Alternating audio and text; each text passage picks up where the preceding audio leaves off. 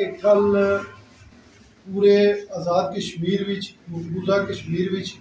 बल्कि पाकिस्तान की हद तक भी बैरून मुल्क जिथे भी कश्मीरी बसने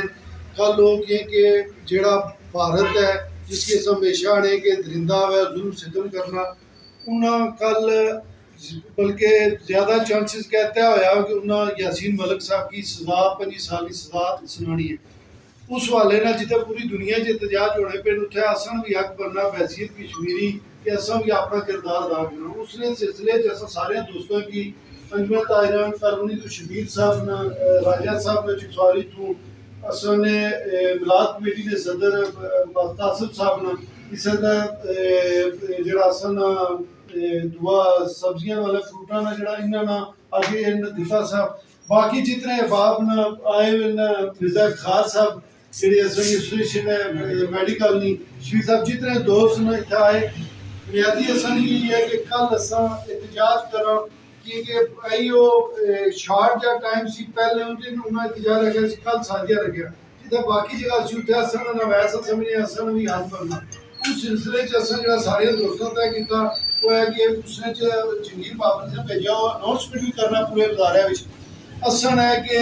घंटे वास्ते कारोबार बंद करी एहतजाज विच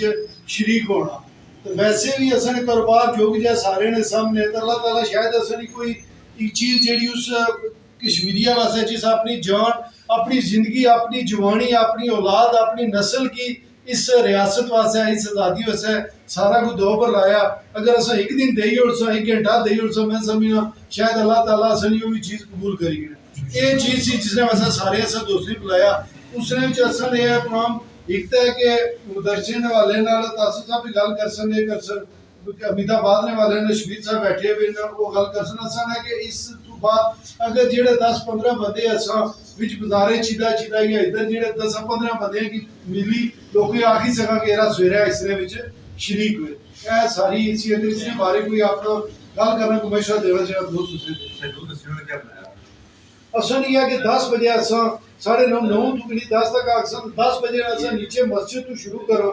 उसने विच असन मदरसे वो भी असन बड़ियां क्लासां ने कॉलेज है कॉलेज वाले मुड़े की असन स्कूल वाले ने बड़ियां क्लासां आ गई क्योंकि वैसे भी स्कूल 11 बजे नाल छुट्टी हो जानी है असा उत्थे उन्होंने को ले जा 9-9:30 बजे आके सारे करी ताकि उत्थों इकट्ठा करी तो असा इतना परचोक तक असा इंतजार करना कि असन